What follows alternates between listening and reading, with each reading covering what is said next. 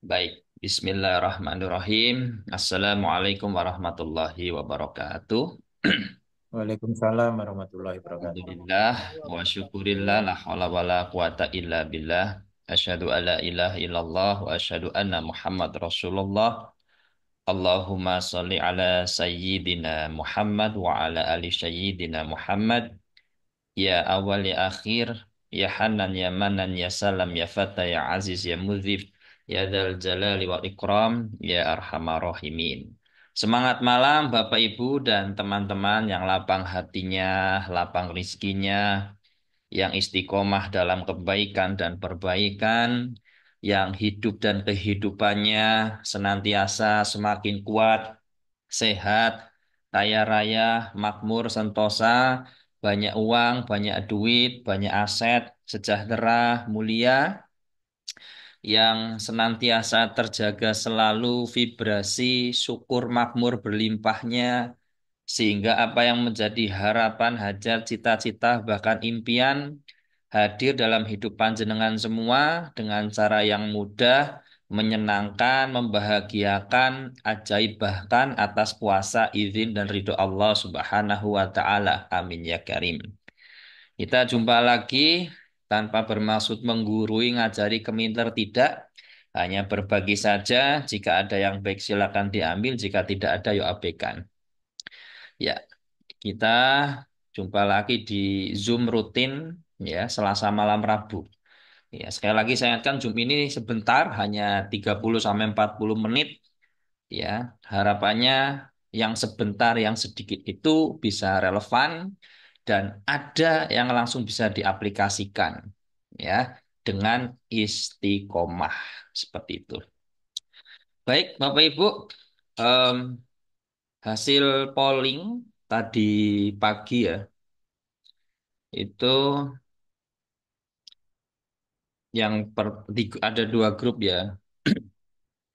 Grup yang kedua ini lebih condong ke rumah tangga. Rumah tangga kok gini amat ya gitu. Grup yang kedua lebih banyak yang pertama ya. Ini masalahnya ya uang gitu, utang, masya Allah. Ya wis kita bahas tiga latihan nyata untuk meningkatkan plafon rezeki uang di pikiran bawah sadar. Namun sebelumnya saya ingin menjawab dulu atas izin Allah pertanyaannya Pak Gatot tadi ya tentang cara. Ya. Tapi sebelum ke cara, saya mau merilis dulu ya kalimatnya Pak Gatot tadi itu ada kata tapi. Ya, kata tapi mulai diganti dengan meskipun Pak. Ya, itu akan lebih enak di pikiran, di hati enak. Ya. Kemudian eh, coba, kata coba tadi ya. Kata coba, ya hasilnya coba-coba. Ya. Nah, ini Bapak Ibu dan teman-teman yang lain ya, jadi perhatian. Ingat materi tentang kekuatan kata-kata, bahwa setiap kata itu berenergi. Kalau jenengan mengatakan, ya wis tak coba-coba jualan bakso, tak coba-coba bisnis A. Kan niat itu kan mendahului tindakan Bapak Ibu. Realita itu selalu mengikuti persangkaan. Ya. Kata-kata itu ada energinya. Kata-kata itu terpancar ke semesta. Maka hati-hati dalam memilih kata-kata. Kalau sudah niatnya coba, hasilnya pasti coba-coba. Gitu. Nah, kemudian bagaimana menggunakan kata meskipun untuk menggunakan kata tapi? Ya, ini mungkin Pak Gatot baru masuk pertama kali ya. Ini saya tunjukkan lagi salah satu ilmu untuk merilis emosi, pikiran, dan perasaan negatif. Ya, jadi atur nafas dalam dulu, ya, rasakan enak nafas, kemudian kalau sudah ucapan seperti ini Pak Gatot dan teman-teman yang lain. Bismillah, Alhamdulillah, meskipun saat ini saya sedang dihadapkan pada masalah, nah, masalahnya disebutin, masalah apa? Contoh ya masalah keuangan atau saya Pak Gatot sakit ya, sedang sakit ya, mohon izin Pak Gatot. Maka narasinya begini, Bismillah, Alhamdulillah, terima kasih ya Allah, terima kasih duh Gusti Allah, ya. Meskipun saat ini saya sedang dihadapkan pada masalah sakit, karena ya disebutin detail tak tidak masalah. Ya. Saya memilih untuk tetap bahagia, penuh syukur tanpa syarat. Nah, itu polanya itu. Lalu dilanjutkan dengan kalimat, aku pasrah, aku ikhlas, aku ridho ya Allah. Dinikmati Pak Gadot. Ini teman-temannya yang lain ngikuti ya. Kalau masalahnya keuangan juga sama. Misalkan, Bismillah, Alhamdulillah, terima kasih ya Allah. Meskipun saat ini saya sedang dihadapkan pada masalah hutang. Ya, hutang sudah 3 bulan tidak bayar. Ya, saya mengakui ini adalah kesalahan saya. Saya memutuskan untuk tetap bahagia penuh syukur tanpa syarat. Aku ikhlas, aku ridho, aku serahkan masalah ini kepadamu ya Allah. Gitu. Polanya begitu. Nah, lalu dilanjutkan apa? Dengan tapping. Kalau Pak Gatot yang di Surabaya mungkin kenal. Salah satu guru saya itu Pak Faiz ya. Muhammad Faiz Zainuddin ya. Tapping. Setelah itu tapping begini. Saya lepas koplok saya dulu ya. Perhatikan teman di atas.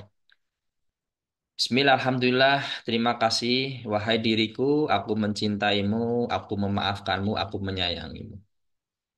Aku mencintaimu, aku menyayangimu, aku memaafkanmu. Nah, terus di mata sini, ya. Aku kuat, aku sehat, aku bahagia tanpa syarat. Disesuaikan saja nilai-nilai apa yang ingin ditanamkan, ya dimunculkan.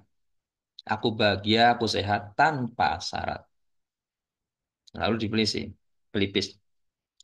Wahai diriku, terima kasih sudah membersamaiku selama ini. Maafkan aku yang mungkin selalu melalaikanmu dengan membawamu kepada emosi, pikiran, hal-hal yang menuju pada kemaksiatan. Maafkan aku mencintaimu, aku memaafkanmu, aku menyayangimu. Terus di bawah mata, aku mencintaimu, aku menyayangimu, aku memaafkanmu. Terus di hidung, bawahnya, aku mencintaimu, aku menyayangimu, aku memaafkanmu. Makin kuat, makin sehat. Aku ikhlas, aku ridho ya Allah. Terima kasih ya Allah. Lalu di sini tulang ini ada petukan tulang sini. Aku mencintaimu, aku memaafkanmu, aku menyayangimu. Lalu diketek. Keteknya persis itu. Gitu. Lakukan beberapa kali. Setelah itu tarik nafas, bayangkan titik sakit atau masalahnya. Ya, biasanya emosi itu nanti ngumpul di dalam tubuh di mana dia punya rasa sakit, disitulah emosi negatifnya ngumpul. Tarik nafas, keluarkan perlahan. Bismillah, Alhamdulillah. Terima kasih ya Allah. Bismillah, Alhamdulillah. Terima kasih ya Allah. Nah, lakukan itu. Nanti enteng pikiran. Ya. Nah, seperti itu. Kemudian tadi pertanyaannya lagi Pak Gatot adalah tentang bagaimana menjawab. Kita kan pusing ini karena memikirkan cara. Boleh, cara itu boleh ya dipikirkan. Ya, tapi jangan melekat pada cara. Sebenarnya masalah kita semua manusia itu adalah melekat pada masalah, melekat pada proses, melekat pada hasil. Dari awal sering saya sampaikan, ngotot boleh Pak Gatot, tapi jangan maksa. Berdoa ngotot boleh, tapi jangan maksa. Ya Allah, aku minta ini harus jelas. Iya, betul. Dan juga rasanya enak. Karena kalau kita doa A, tapi perasaan B, B yang terpancar. B yang akan terrealisasi, B yang akan termanifestasi. Sesederhana itu sebenarnya. Loh ini teori enggak, Bu. Bukan teori. Jurnalnya ada banyak, banyak orang-orang ateis, orang-orang non-muslim yang mempelajari tentang energi listrik kuantum, ya, frekuensi vibrasi, akhirnya masuk ke Islam gara-gara meneliti masalah seperti ini. Ada, ini sains, bukan teori, ini sains. Tapi kan saya sederhanakan, kalau bicara jurnalnya, teorinya, rumusnya nanti mumet. Jadi intinya adalah rasa kita itu. Masuk ya sampai sini ya. Nah, oke, saya masuk ke materi. Bagaimana sih? Kenapa saya sebutkan langsung tiga cara? Ya. Sebenarnya tujuan utamanya adalah bagaimana kalau bahasa Maduranya itu mental abudan kita itu sadar kayanya kita itu terjaga. Kita itu berlimpah loh. Dalam setiap nafas itu kita selama ini sadar tidak mampu atau sadar mampu. Sadar kere atau sadar kaya. Sadar miskin atau sadar sugih. Karena kesadaran inilah yang dipancarkan oleh semesta. Ingat rumusnya bahwa fitrah manusia itu dilayani semesta. Fitrah semesta melayani manusia. Jembatan penghubungnya adalah vibrasi, frekuensi.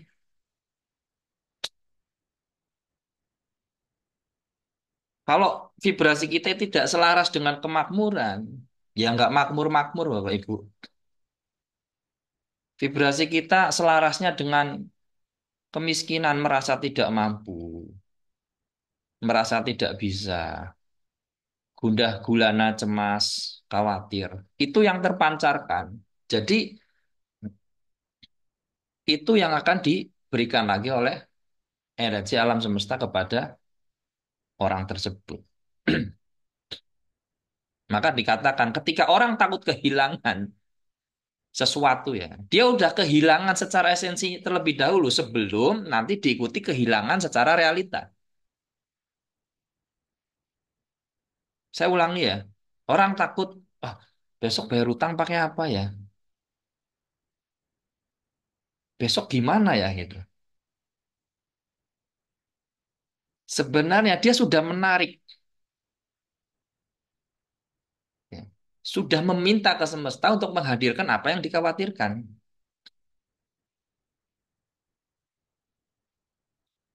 Simplicity sebenarnya. Ya, walaupun saya bicara simplicity, perjalanan saya kurang lebih 16 tahun Bapak Ibu. Untuk mengasah koyok gini ini 16 tahun memang. Ketika saya tahu clue-nya bahwa oh iya, ternyata sunatullah atau alam semesta ini ya, itu bekerja sempurna, bekerja di level kuantum. Ya, guru-guru kami RB Sentano, Ustadz Faiz, Muhammad Faiz Zainuddin, sebanyak lah. Yang kita bahas adalah tentang apa? Tentang ilmu rasa. Nah, saya kerucutin lagi. Jadi langkah pertama ini, cara pertama ya, bukan langkah. Berkaitan dengan latihan untuk meningkatkan plafon rezeki uang adalah Anda cek, Anda sering sakit hati enggak kalau ngeluarin duit? Untuk apapun. Ngasih duit istri, kok kayak, kayak di hati, kayak, mana, aduh, opo kakean apa ya, gitu. Kebanyakan apa ya, gitu. Kalau Anda masih sering sakit hati karena uang, berarti energi Anda tidak selaras dengan uang itu. Masuk ya? Maka kan sering saya sampaikan, kalau rasa ketika Anda mengeluarkan uang, 2 kali lipat, lebih tinggi, lebih besar dari rasa ketika mendapatkan uang, panjenengan pasti jadi saluran. jadi kurir uang, jadi rezeki, kulir rezekinya uang.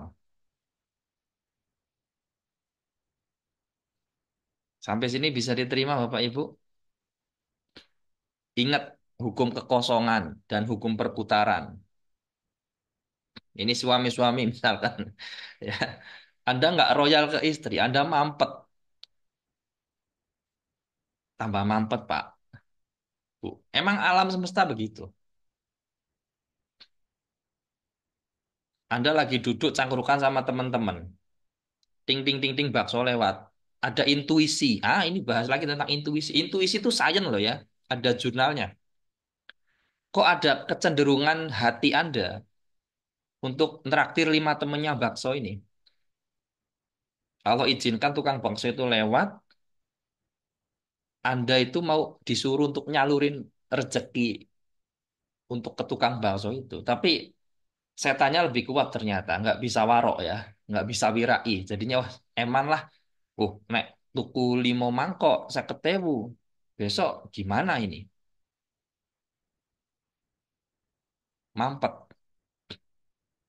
Jadi cara pertama adalah ya happy shopping. Distimulasi aliran darah jenengan, pikiran jenengan, vibrasi jenengan agar dikenali oleh semesta bahwa panjenengan layak dikasih lebih banyak duit adalah dengan happy shopping. Tapi ada rumusnya, misalnya kayak Pak Gatot pengusaha ya. Saya punya mentor bisnis yang namanya Pak Kelvin. Dia seorang pendeta. Ya. Jadi saya ini belajar nggak cuma sama yang Muslim aja, Pak ya. Pendeta. Dia itu pendeta tapi bisnis. Ya, saya lihat royalnya luar biasa. Saya tanya kan, Pak, jenengan ini kok royal banget itu kan? Jawabannya, ya royal, tetapi dalam batasan. Saya memang alokasikan 50 juta, Ustaz, gitu. Untuk apa? Ya untuk ini, untuk kebersamaan ketika ngopi, ngumpul-ngumpul gitu. Paham ya maksudnya ya? Gitu. Nah itu happy bukan hedon, bukan kemudian ini untuk menstimulasi, saya katakan menstimulasi aliran darah, pikiran, mindset, dan vibrasi atau rasa jenengan terhadap uang. Jadi tidak sakit hati, ngukur. Oh aku mau ngeraktir temen bakso 5, sakit hati tidak sama uang 50.000. Paham ya? Oh besok ditingkatin lagi. Ya. Ngeraktir 7 orang, 70.000. Nah, itu nanti jangan atur misalkan dalam 1 bulan, pokoknya uang 3 juta ini adalah uang untuk latihan. Latihan apa? Latihan itu untuk vibrasi.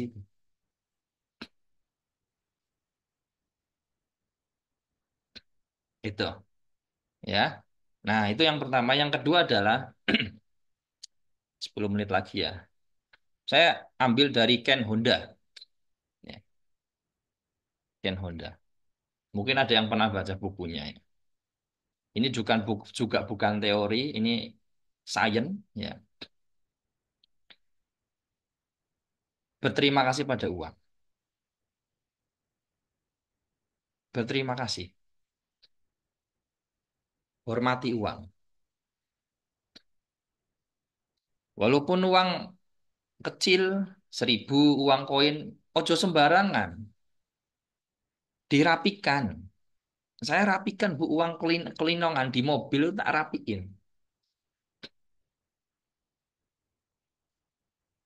Uang 1.000 2.000 ojo ditekak-tekuk Bapak Ibu ya dirapiin dihormati. Jadi Ken Honda itu mengajarkan arigato mani, berterima kasih pada uang. Begini, kita itu hidup di alam materi Bapak Ibu. Lalek panjenengan panjenengan suka mencak-mencak uang. Aku ndak butuh uang. Uang bukan segala-galanya. Uang itu ngomong, wah awakmu apa toh gitu. Kamu kok benci banget sama aku wis, aku wegah deketin kamu lah. Perumpamannya gitu loh. Kan ada orang yang uang sumber kejahatan, ah uang ini nanti jadi persaudaraan rusak gitu. You tinggal ngomong aku cinta uang. Karena saking cintanya uangnya tak bawa mati. Dengan cara apa? Ditaruh di rumah yatim, di duafa, ya di orang-orang jompo. Gitu. Jadi hati-hati terhadap kata-kata yang dikeluarkan ke uang. Arigato mani, ucapkan terima kasih. Ya kalau yang Muslim ya, tambahkan ingat rumusnya kalimat spiritual. Bismillah, alhamdulillah, ya Hanan, ya Manan. Wahai uang, terima kasih. Hari ini engkau sudah membantuku untuk bayar listrik. Bismillah, alhamdulillah, ya Latif. Kalau urusan duit itu zikirnya memang diajarkan sama guru kami itu ya Latif, ya Hanan, ya Manan, ya Razak, ya Fata, ya Ghani, ya Mukni. Tapi dirasakan ketika ya salam Allah Maha sejahtera dan mensejahterakan. Enggak cuma di bibir ya, dirasakan. Ya Hanan, ya Manan, ya Salam, ya Fatah. Itu. Terima kasih Wang, hari ini kamu sudah, malam ini sudah membantuku mentraktir anak dan istriku makan di luar.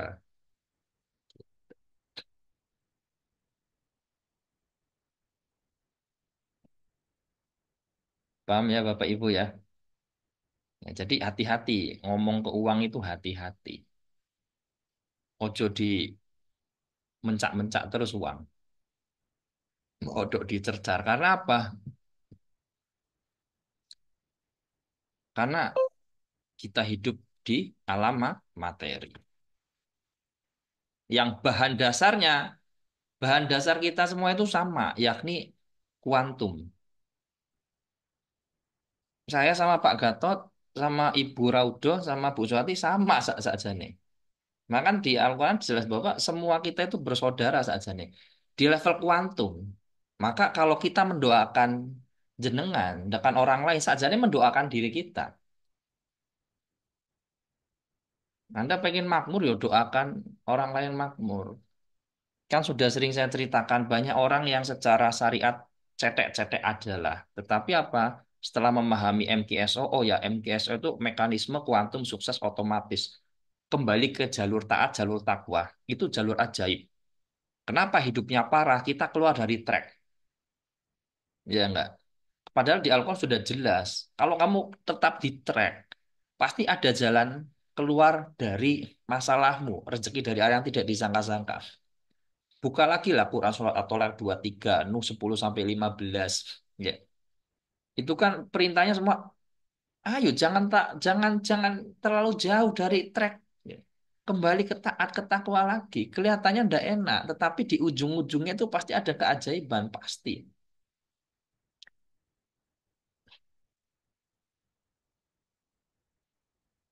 Masuk ya Bapak Ibu ya. Itu. Nah, oke, sebelum lanjut ada pertanyaan?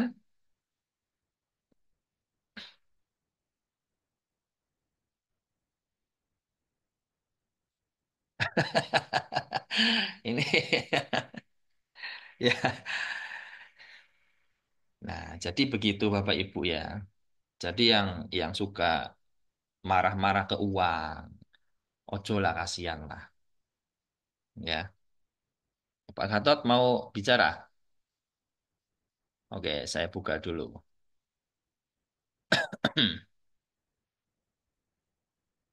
Coba dari situ Pak. Oke, sudah Pak, silakan.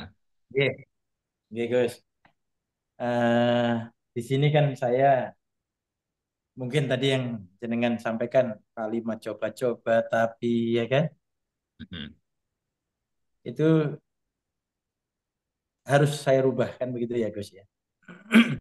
mm-mm, Supaya segala sesuatunya itu bisa mencapai tujuan awal kan begitu. mm-mm, Nah, mungkin saat ini seperti yang Gus sampaikan tadi apa yang diucapkan A tapi di dalam hati masih B, ya mm-mm, kan? Nah, ini kan tidak sinkron ya Gus. mm-mm, Nah, perasaan itu memang sering timbul lah. Dikala awalnya, oh saya mau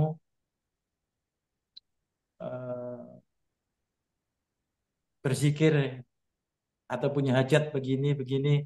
Tapi di tengah perjalanan ketika berzikir kadang-kadang ada pikiran lewat, benarkah? Gitu kan? Hmm. Kemudian apa namanya? Timbul pemikiran baru. Nah, hal semacam itu bagaimana caranya Gus untuk bisa bisa ngedip supaya fokus pada satu apa yang dirasakan di awal yang diminta di hajatnya gitu Gus. Oke, ya, baik. Semoga pertanyaan Pak Gatot juga mewakili pertanyaan Bapak Ibu dan teman-teman yang lain. Hanya mungkin cara Iya. pertanyaannya aja bingung. Iya, iya. Ada orang yang begitu. Iya, Nah, iya, ya, ibarat kata begini. Tapi saya ingin mulai dulu dari data ya. Jadi mungkin iya. Pak Gatot pernah mendengar di University of California ya. Dalam satu hari itu kita Hmm. muncul tidak kurang dari 60.000 benih pikiran. Ramai banget pikiran kita. Ya, dan sebagian besar itu adalah benih pikiran yang tidak baik, yang belum Iya, positif. Ya, maka dikatakan begini, Pak. Perhatikan, hidup kaya, hidup makmur, hidup melarat, hidup sehat, hidup sakit-sakitan, itu sebenarnya hanya sebuah seni saja. Seni menyemai benih pikiran dan perasaan. Pertanyaannya adalah, benih pikiran dan perasaan apa yang sering Anda semai, lalu diikat dengan emosi, lalu diulang-ulang, itu yang akan terpancar ke semesta dan akan termanifestasi menjadi materialisasi menjadi nyata. Maka dari awal kan ajarannya itu ndak aneh-aneh. MKSO itu apa sih? Dia bilang. Ya kembali ke jalur takwa kan dari awal saya ingatkan, ayo mulai saat ini di chat awal itu ya semua ini ya jaga wudhunya, hmm, perbaiki wudhunya. Oh saya dulu sama Kiai iya, ditapuki 3 bulan cuma belajar wudhu. Wudhunya katanya ndak iya, benar. Ya kan ketika saya ngomong jorok, wah di gini dituding-tuding kok. Oh awakmu wudhu gak bener makanya cangkemmu elek gitu. Ya bener juga sih. Gitu. iya, iya, Sudah, sudah gitu. Jadi wudhunya kan dari awal saya bilang wudhunya dibeneri, dijaga, zikirnya dijaga, sholatnya berjamaah tepat waktu. Wanita kalau tidak ada fitnah ya ke masjid. Kalau tidak apa ada fitnah ya di rumah. Ya menghindari fitnah ya seperti itu. iya, Nuansanya apa? Nuansa adalah kita wirai atau waro. Jadi menjaga waro atau wira adalah kemampuan hati, jiwa, dan pikiran untuk merujuk pada hal-hal yang baik, menjauhkan diri dari kemaksiatan. Contoh, Pak Gatot ini misalkan sudah punya pemikiran yang bagus, oke tentang sebuah proyek, ya. Tahu kalau ngumpul sama Hamdan, bukan suuzon ya, tapi sudah tahu karakternya Hamdan. Pokoknya kalau duduk sama Hamdan ngopi, pasti gibah, gunjing, mematahkan ide.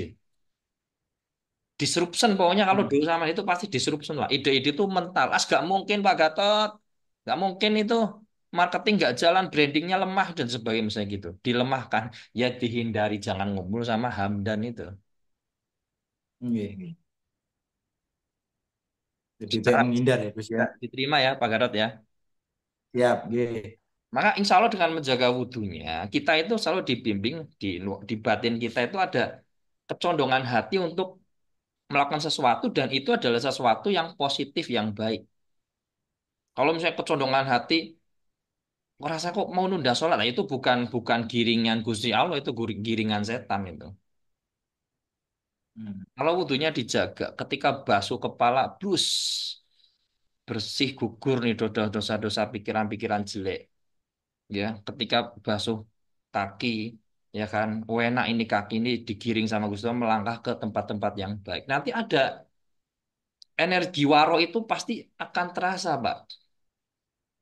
Panjangan digiring kok tiba-tiba ke Pak Sulaiman. Oh, Pak Sulaiman ini orangnya ini sangat terbuka, membesarkan sebuah ide yang sederhana, ya, tukang eksekusi misalnya gitu.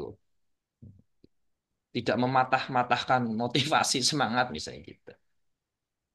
Iya. waro. Ya, maka kayak sebentar lagi puasa ya Ramadan kan tujuannya takwa. Ya kan? Definisi takwa itu banyak. Ya, yang paling sering disampaikan oleh para ulama adalah berdasarkan hurufnya. Salah satunya adalah apa? Ya, yakni qanaah, merasa cukup. Huruf Qaf itu mewakili kata qanaah. Ciri-ciri orang yang qanaah adalah tidak mengeluh, tidak menyalahkan. Maka saya angkat di awal di poin tobat nasuha ya adalah di MTSO poin pertama kan tobat dan nasuha salah satunya adalah tobat dari pikiran dan perasaan yang buruk. Buruk. Pikiran rame, Pak. Jadi jangan dilawan. Nah, ada materi nanti mungkin belum sampai pegatot namanya materi berpikir jeda, berpikir netral. Itu enak, Pak. Jangan semua Iya. dikritisi. Jangan semua dikritisi. Ini memang udah rame dari sononya, Pak. Ya, udah, Iya. udah rame. Oke, tinggal 1 menit lagi. Ini sudah mau selesai. Yang sebentar ini, mudah-mudahan Bapak, Ibu, dan teman-teman bisa langsung ada yang diaplikasikan. Ya, Iya. ingat bahwa istiqomah lebih baik, lebih utama dari 1000 karomah. Ya, seperti itu. Saya rasa itu aja.